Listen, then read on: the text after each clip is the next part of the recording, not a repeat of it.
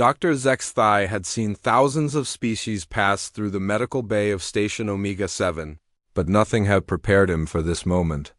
His four eyes focused intently on the bioscanner's display as readings, cascaded across the holographic interface in brilliant blue streams of data.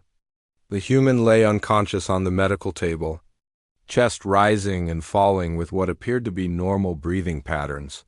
The rescue team had found Marcus Chung floating in an escape pod near the wreckage of a cargo freighter. According to the pod's logs, he had been drifting in space for 72 standard hours after a pirate attack. Most species would have been dead within 6 hours under such conditions: hypothermia, radiation exposure.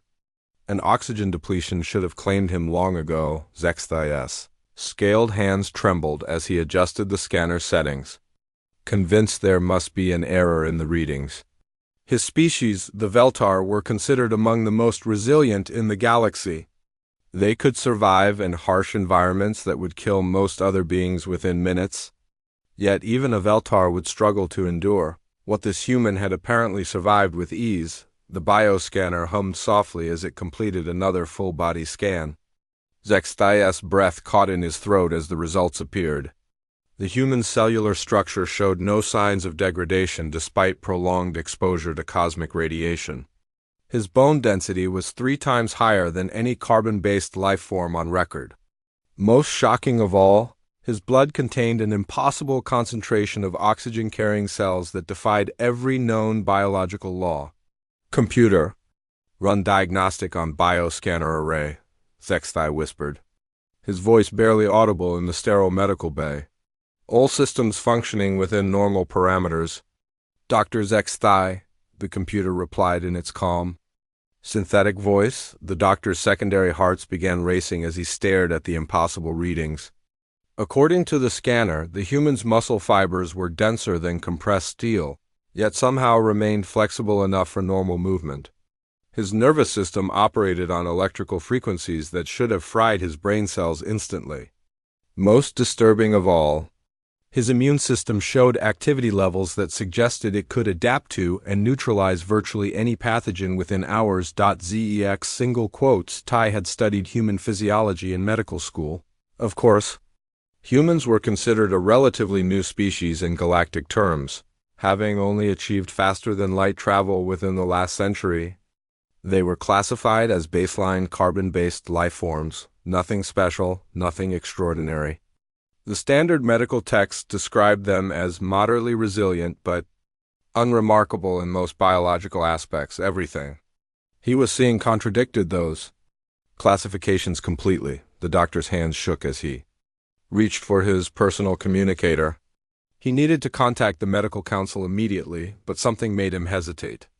If these readings were accurate, they represented a paradigm shift in everything the galaxy understood about human biology.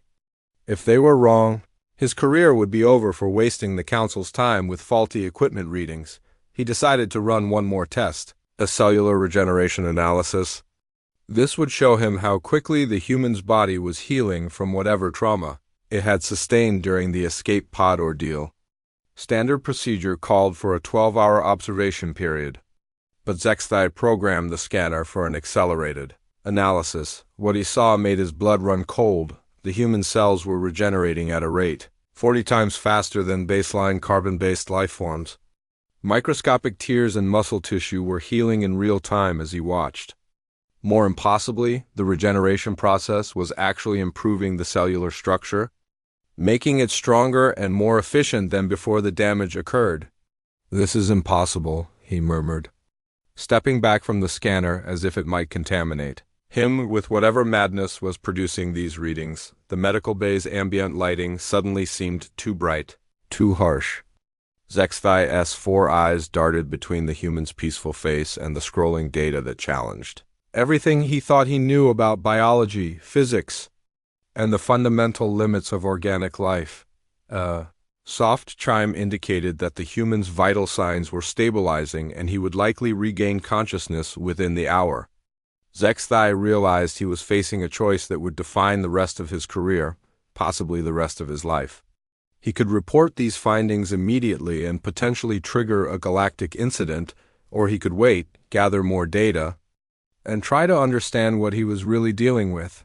The human stirred slightly on the medical table, and Zexthai made his decision. He would wait, observe, and document everything.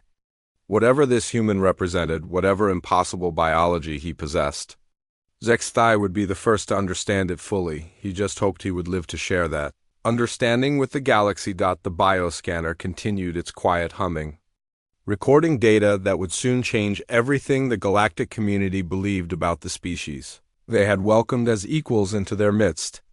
In the soft glow of the medical bay's lights, Marcus Chun slept on, unaware that his mere existence was about to rewrite the fundamental laws of biology.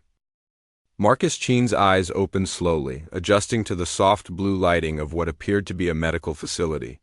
His throat felt dry, but otherwise he felt remarkably well considering his last memory involved floating in a damaged escape pod while pirates destroyed his cargo ship. He sat up carefully, noting that someone had dressed him in a standard patient gown. You're awake," came a voice from across the room. Marcus turned to see a tall reptilian being approaching with what looked like medical equipment. The creature had 4 eyes, scaled green skin, and moved with the precise manner of a trained physician. "I am Dr. Zexthai. You've been unconscious for approximately 6 hours since our rescue teams brought you aboard Station Omega 7. 6 hours?" Marcus swung his legs over the side of the medical table, testing his balance. "That's not too bad. I've had worse hangovers." He noticed the doctor seemed oddly nervous, constantly glancing at various monitors and displays around the room. Dr. Zexthai cleared his throat, a sound that came out more like a soft hiss. "Mr. Chun, I need to ask you some questions about your medical history. Have you ever undergone any genetic modifications or experimental treatments?" Marcus shook his head. "Nothing like that, Doc. Basic immunizations when I was a kid. Couple of broken bones from construction work, that's about it." "Why do you ask?" The doctor's secondary pair of eyes blinked rapidly while his primary eyes remained fixed on Marcus. "Your bio readings are ... unusual. I'd like to run a few more tests if you don't mind." "Sure, whatever you need," Marcus agreed, though he noticed the doctor's hands were trembling slightly. "Is everything okay? You seem a little on edge." Zexthai hesitated before activating a handheld scanner, pointing it at Marcus from several feet away. "Tell me, Mr. Chun, how do you feel right now? Any pain, discomfort, fatigue?" Marcus considered the question carefully. "Actually, I feel great. Better than I have in months, to be honest." "That's weird, right? I mean, I was stuck in that pod for 3 days with minimal life support." 3 days, Zexthai repeated quietly, making notes on his scanner. "And you experienced no ill effects? No radiation sickness, hypothermia, dehydration?" "I was pretty thirsty when your people found me," Marcus admitted, "but nothing I couldn't handle." The emergency rations in the pod lasted longer than expected. He studied the doctor's expression, which seemed to grow more troubled by the minute. "Doc, you're starting to worry me. Did something happen that I should know about?" Dr. Zexthai set down his scanner and pulled up a holographic display showing Marcus's recent bioscans. "Mr. Chun, I've been practicing medicine for 40 years. I've treated members of over 200 different species. What I'm seeing in your scans defies everything I understand about carbon-based biology." Marcus looked at the swirling data streams in the holographic display, unable to interpret any of it. "I'm not following. What exactly are you seeing?" "Your cellular regeneration rate is operating at levels that should be physically impossible. Your bone density exceeds that of crystalline-based life forms. Your immune system shows adaptation capabilities that our most advanced medical technology cannot replicate." Zexthai's voice grew quieter with each statement. "According to these scans, you should be able to survive in conditions that would kill virtually any known species within minutes." Marcus laughed nervously. "Come on, Doc, I'm just a cargo hauler from Earth. There's nothing special about me." Zexthai pulled up another display showing comparative biological data. "Mr. Chun, are you familiar with the Korthek species?" "Sure, they're those big warrior guys, right? Supposed to be incredibly tough?" "The toughest species known to galactic science," Zexthai confirmed. They evolved on a high-gravity world with extreme temperature variations and constant predator threats. A single Korthak warrior can survive exposure to hard vacuum for up to 30 minutes. Marcus nodded, not seeing where this was going. Okay, that's pretty impressive. According to your scans, you could survive in hard vacuum for approximately 18 hours? The medical bay fell silent except for the soft humming of various machines. Marcus stared at the doctor, waiting for the punchline that never came.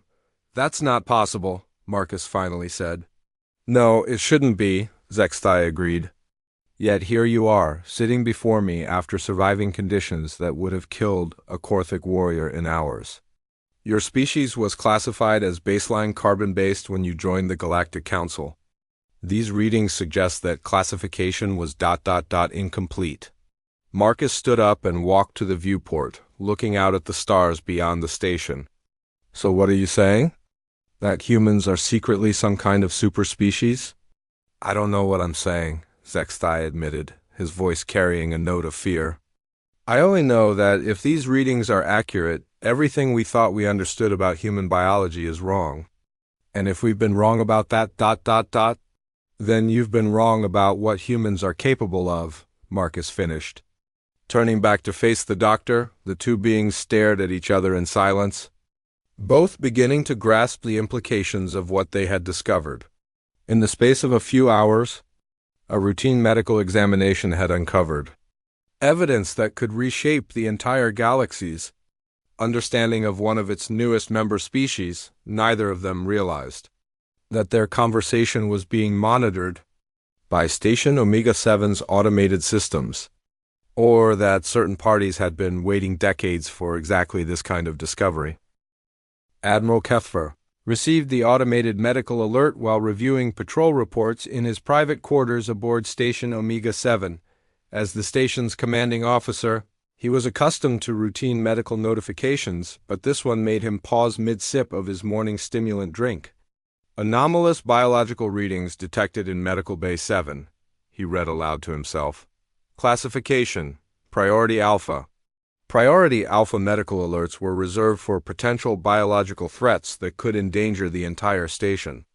In his 15 years of command, Kethver had seen exactly 3 such alerts, all involving exotic pathogens from unexplored worlds. He immediately activated his secure communication link to Dr. Zexthai. Doctor, explain this Priority Alpha alert. Do we have a contamination situation? There was a long pause before Zexthai's voice came through the COM system, sounding strained. Admiral, I need you to come to Medical Bay 7 immediately. And sir, come alone. Kethver's 3-chambered heart skipped a beat. In all his years working with Zexthai, the doctor had never requested a private meeting about a medical situation. Doctor, I need more information. What exactly are we dealing with? Sir, I'd rather not discuss this over COM channels. What I've discovered? It could have implications far beyond this station. 20 minutes later, Admiral Kethver entered Medical Bay 7 to find Dr. Zexthai pacing nervously while a human male sat casually on an examination table, apparently in perfect health. The human looked up as Kethver entered, offering a friendly wave. You must be the station commander, Marcus said. Dr. Zexthai here seems to think I'm some kind of medical mystery. Kethver, a veteran of multiple interstellar conflicts, had learned to read situations quickly. The doctor's obvious distress contrasted sharply with the human's relaxed demeanor, suggesting whatever the problem was, the human either didn't understand it or was hiding something. Dr. Zexthai report, Kethver ordered in his command voice. Zexthai gestured toward the holographic displays surrounding Marcus's examination table. Admiral, I've run every test in our medical database. This human's biological capabilities are off the charts. His cellular structure alone defies known physics. Kethver studied the scrolling data, his military-trained mind immediately grasping the strategic implications. These readings suggest enhanced combat capabilities. Enhanced doesn't begin to cover it, Zexthai replied. According to these scans, this individual could survive direct exposure to military-grade plasma weapons for extended periods. His reflexes operate faster than our targeting computers can track. His strength levels exceed those of powered combat exoskeletons. The Admiral's expression grew grim as he turned to Marcus. Mr. Chun, I need you to be completely honest with me. Are you aware of possessing these capabilities? Marcus shifted uncomfortably on the examination table. Look, I've always been pretty tough, I guess. Good immune system, quick healer, never really got sick much. But what you're describing, that sounds like something out of a science fiction story. Test him, Kethfer ordered Zexthai. Admiral, I'm not sure what kind of test would be appropriate. Test his strength. Use the medical bay's resistance training equipment. Dr. Zexthai reluctantly activated a diagnostic machine designed to measure grip strength and muscular output. The device was calibrated for species across the galaxy, from the weakest gas-breathing beings to the mighty Korthic warriors. Just squeeze the handles as hard as you can, Zexthai instructed Marcus, who approached the machine with obvious reluctance. Marcus gripped the handles and squeezed. The machine's readout immediately began climbing, passing normal human ranges. Then Veltar ranges, then entering territory reserved for the strongest known species. The numbers kept rising until finally the machine emitted a warning tone and shut down. Machine safety protocols activated, the computer announced. Force levels exceeding equipment tolerances. Admiral Kethfer stared at the final reading, his mind racing through military calculations. A single human with these capabilities could potentially disable an entire combat squad of trained soldiers.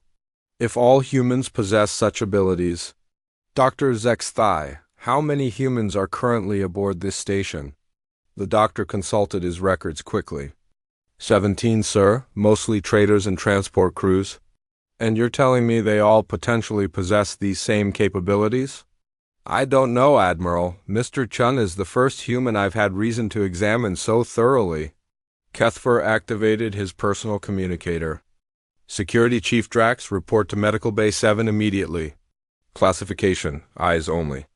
Marcus looked between the doctor and Admiral, finally beginning to understand the seriousness of the situation. You think all humans are like this? I think, Kethfer said slowly, that your species may have been dramatically underestimating themselves when they joined the Galactic Council. The question is whether this was intentional or simply an oversight. Security Chief Drax, a massive Korthic warrior, entered the medical bay with his usual intimidating presence.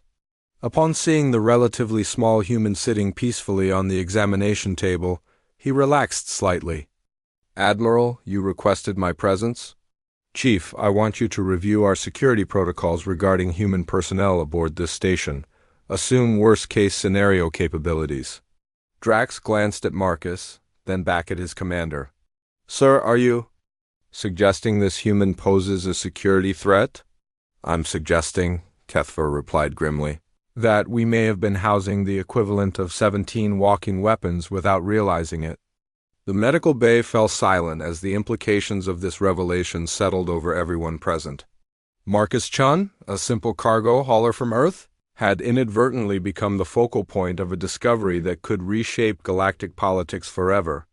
Outside the medical bay, normal station operations continued, unaware that everything they thought they knew about one of the galaxy's newest member species was about to change dramatically. Captain Sarah Martinez was enjoying a quiet meal in the station's civilian sector when her communicator chirped with an urgent message. As the senior human representative aboard Station Omega 7, she occasionally received requests to assist with cultural misunderstandings or translation issues. This message, however, was different. Captain Martinez, please report to Medical Bay 7 immediately. Admiral's orders. She found the medical bay unusually crowded when she arrived. Admiral Kethfer stood near a bank of monitors alongside Dr. Zexthai and Security Chief Drax, all three looking troubled. On the examination table sat a man she recognized as Marcus Chun, one of the cargo haulers who frequented the station. Captain Martinez, Admiral Kethfer greeted her formally. Thank you for coming. We have a situation that requires human insight. Sarah nodded to Marcus, who looked embarrassed by all the attention. What kind of situation, Admiral? Dr. Zexthai stepped forward, his four eyes blinking nervously. Captain, how familiar are you with human medical norms? I'm not a doctor, but I know the basics. Why? The doctor activated a holographic display showing Marcus's bioscans. These readings suggest capabilities far beyond what we've documented for your species. We need to understand if Mr. Chun represents an anomaly or if our understanding of human physiology has been incomplete. Sarah studied the data streams, recognizing some of the basic vital signs but unable to interpret the more complex readings. I'm not qualified to analyze medical data like this. What exactly are you suggesting? Admiral Kethver stepped closer, his voice carrying the weight of command authority. Captain, we're asking whether your species deliberately misrepresented your capabilities when you joined the Galactic Council. The question hit Sarah like a physical blow. Admiral, that's a serious accusation. Are you suggesting humans lied about our biology? We're trying to determine what we're dealing with. Security Chief Drax rumbled in his deep voice. Your crew member here just broke our strength measurement equipment. According to Dr. Zek's thigh, he should be capable of surviving in conditions that would kill most of our warriors. Sarah looked at Marcus with new eyes. He was a typical-looking human male, perhaps in his 30s, with the build of someone who worked with his hands, but nothing that screamed superhuman capabilities. Marcus, can you explain what happened here? Marcus shrugged, still looking confused. They ran some tests and got readings they didn't expect. But Sarah, I'm just a cargo hauler from New Tokyo. There's nothing special about me. Nothing special? Dr. Zek's-thigh interjected. Mr. Shun, you survived 3 days in a damaged escape pod under conditions that would have killed any other species within hours. Your cellular regeneration rate exceeds our most advanced medical technology. Your physical capabilities rival those of combat-enhanced soldiers. Sarah felt a chill run down her spine as she began to understand the implications. You're saying Marcus has abilities that seem impossible by galactic standards? That's exactly what we're saying, Admiral Kethver confirmed. The question is whether he's unique among humans or representative of your species' true capabilities. Sarah thought about her own experiences. Her time in Earth's military, the stories she'd heard from other human explorers and soldiers. Admiral, may I speak with Marcus privately for a moment?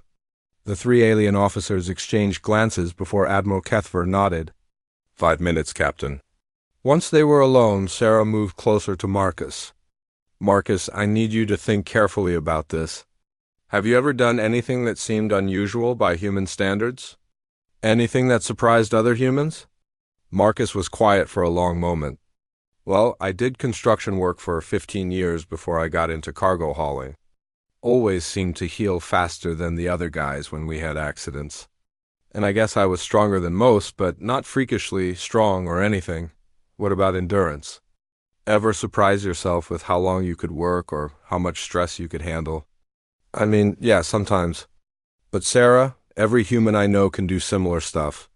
My brother Jake once worked a double shift in the mines after being exposed to toxic gases that hospitalized 3 other workers.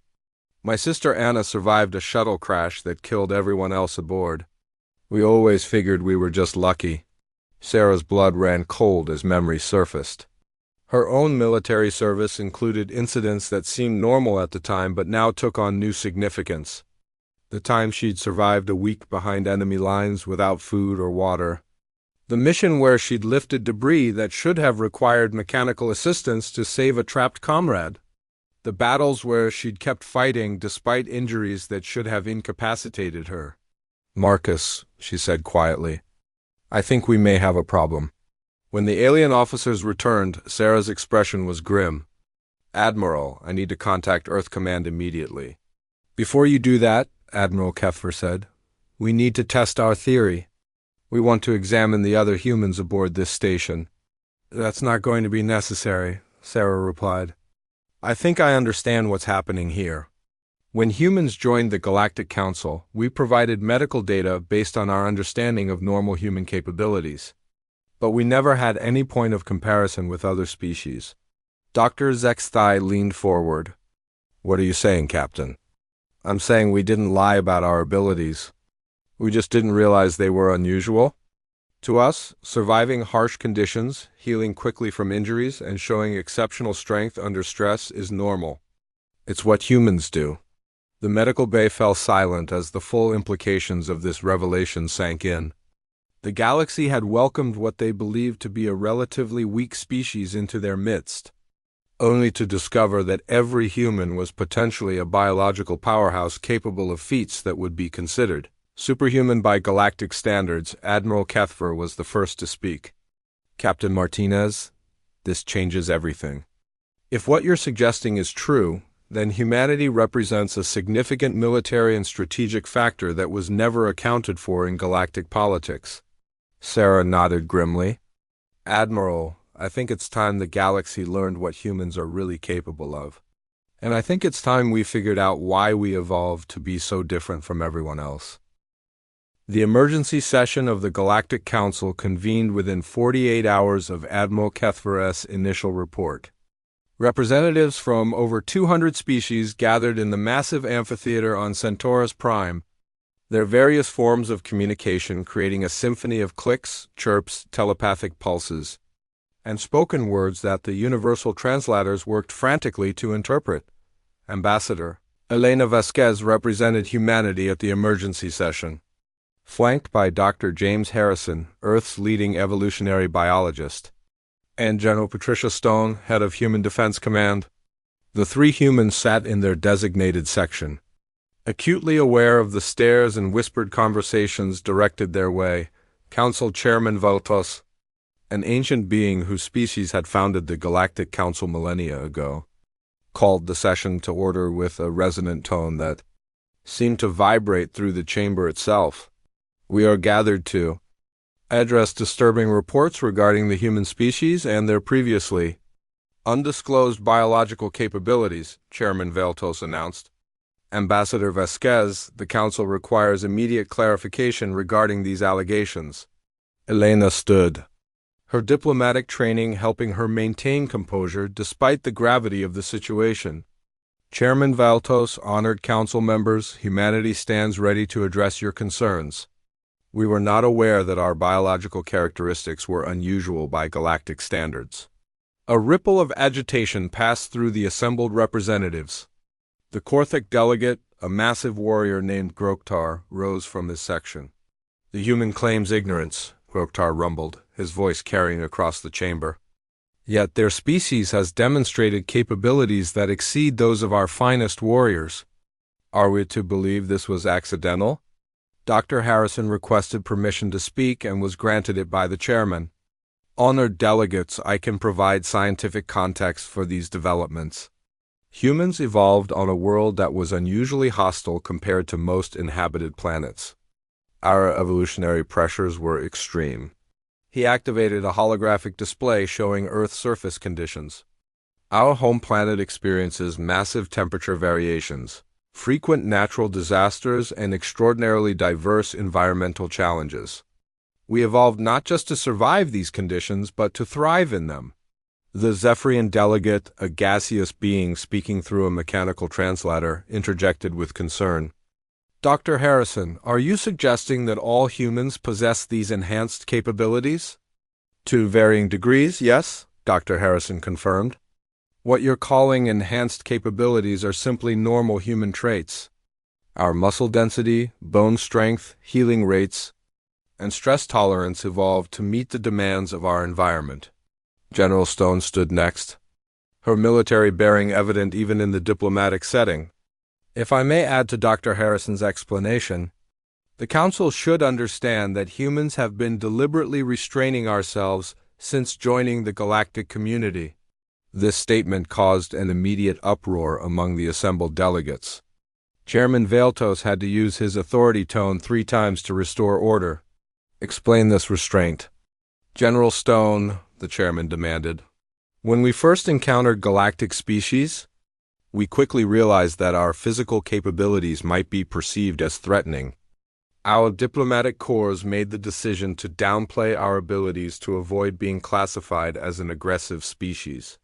The Crystalline Confederation's representative, a being of living mineral, projected thoughts directly into the translation system. The humans deliberately concealed their nature to deceive the Council. Ambassador Vasquez stood quickly. not to deceive honored delegate, but to avoid misunderstanding. We've observed how the galaxy treats species with significant military capabilities. We wanted to be known for our contributions to science, culture, and diplomacy, not our potential for warfare. Dr. Zexthai, who had been brought to the council session as an expert witness, was called upon to present his findings.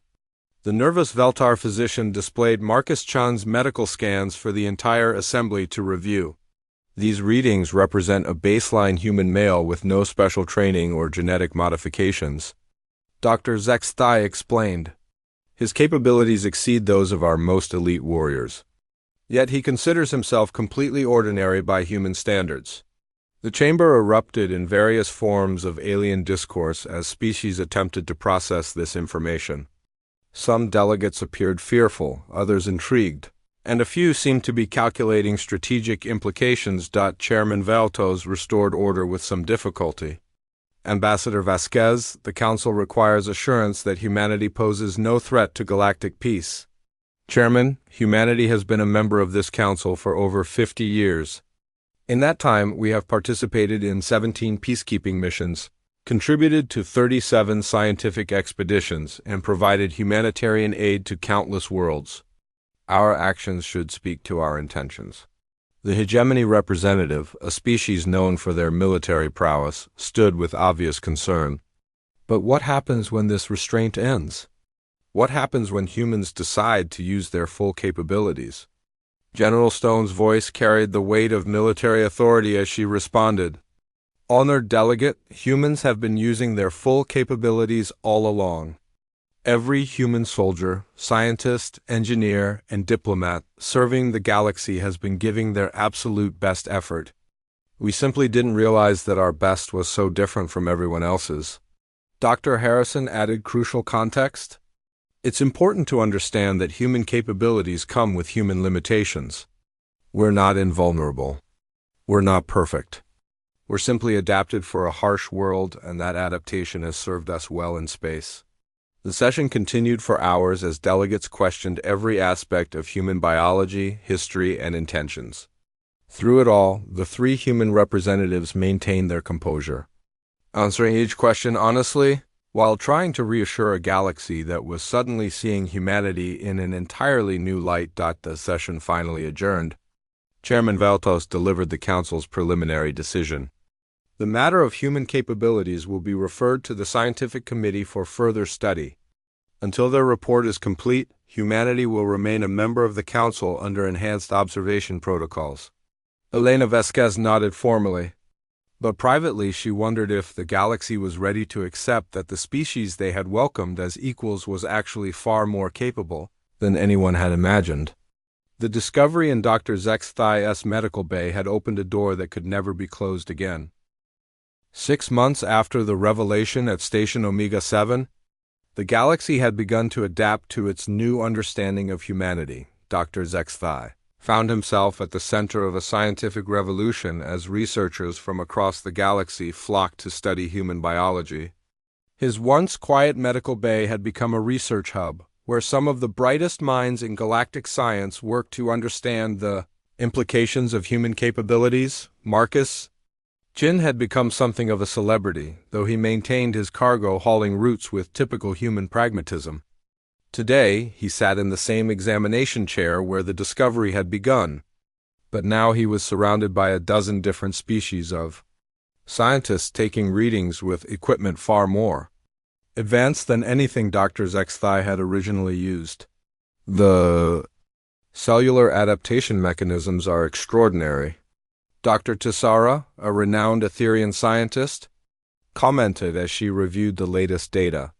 Human cells don't just repair damage, they actively improve their resistance to whatever caused the damage in the first place.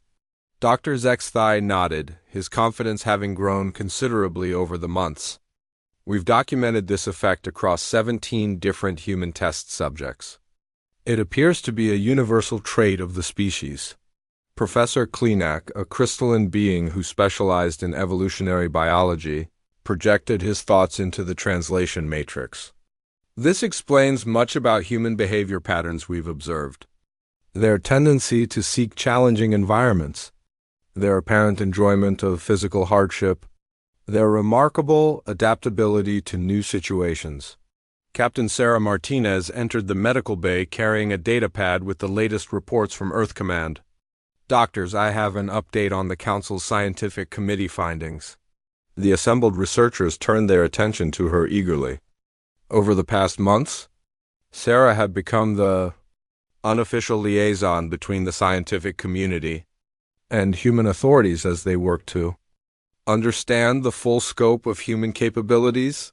Earth Command has completed their own comprehensive study of human populations across all our colonies, Sarah announced. The results confirm what we've found here: enhanced physical capabilities, accelerated healing, extreme environmental tolerance. These traits are present in virtually all humans. Dr. HFY's secondary heart skipped as he processed this information. All humans, Captain? 97% show these enhanced traits to some degree. The remaining 3% still fall within galactic norms for what would be considered super soldier capabilities by most species. Marcus laughed from his examination chair. So even our weakest people are still pretty tough by galactic standards? Apparently so, Sarah confirmed. But there's more. The study also revealed something unexpected about human psychological development. Professor Klinaka's crystalline form shifted with interest. Elaborate, Captain. It turns out that humans have been unconsciously suppressing many of our capabilities since we joined the galactic community. Our researchers call it adaptive restraint. We instinctively moderate our strength and speed when interacting with more fragile species. Dr. Tisara's energy field flickered with excitement. This suggests a level of conscious biological control that we've never documented in any species. Humans can literally dial down their capabilities to avoid harming others? That's the theory, Sarah nodded. It would explain why human performance, in isolated environments or emergency situations, often exceeds what we demonstrate in normal social settings. Dr. Zex. Tai found himself reflecting on something that had puzzled him for months. Captain, this might explain why Mr. Chun's readings were so extreme. He had been alone in that escape pod for 3 days, with no other species present to trigger this adaptive restraint response. Marcus sat up straighter in his chair. You're saying I was unconsciously holding back before, and the isolation let my body function at full capacity?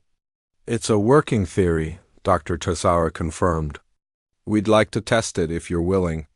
Over the following weeks, the research team conducted controlled experiments that gradually revealed the full extent of human capabilities.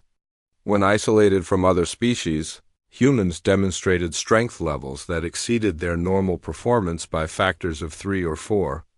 Their reaction times increased dramatically. Most remarkably, their healing rates accelerated to the point where minor injuries could be completely repaired within hours. The implications rippled throughout galactic society. Military analysts revised their strategic assessments of human forces. Diplomatic corps adjusted their negotiation strategies when dealing with human representatives. Trade organizations began factoring enhanced human productivity into their economic models, but perhaps the most significant change occurred in how humans viewed themselves. Admiral Cathver visited the research facility on the anniversary of the original discovery, finding Dr. Zexthai and his team putting the finishing touches on their comprehensive report to the Galactic Council. Doctor, what's your final assessment? The Admiral asked. Dr. Zexthai looked up from his data analysis, his 4 eyes bright with scientific satisfaction. Admiral, I believe we've witnessed the most significant biological discovery in galactic history. Humans represent a species that evolved under conditions so harsh that their baseline capabilities exceed what most species achieve through technological enhancement, and the implications for galactic society? Revolutionary, Dr. Zexthai replied without hesitation, but not in the way we initially feared. Rather than representing a threat, humans have demonstrated that their enhanced capabilities come paired with an instinctive restraint that makes them ideal members of a diverse galactic community. Admiral Kethver nodded thoughtfully. So the species we welcomed as equals actually represent something closer to benevolent guardians? Perhaps, the doctor mused. Though I suspect humans would reject that characterization. They seem genuinely committed to seeing themselves as partners rather than protectors. From his examination chair, Marcus Chun called out with characteristic human humor. Doc, you're overthinking this. We're still the same people we always were. We just happen to be a little tougher than everyone realized. Dr. Zexthai smiled, a gesture that had become easier over the months of working with humans. Mr. Chun, I think that perspective might be exactly what the galaxy needs to understand about your species. As the research team prepared their final report, the galaxy continued to adjust to the reality of living alongside humans who were far more capable than anyone had imagined. But perhaps most importantly, humanity itself was beginning to understand that being strong didn't mean being alone, and that their greatest capabilities were enhanced rather than diminished by their commitment to cooperation and understanding. The simple medical examination that had started it all had revealed not just the truth about human biology, but something far more important about human character, that true strength was measured not by what one could do, but by what one chose to do with their abilities.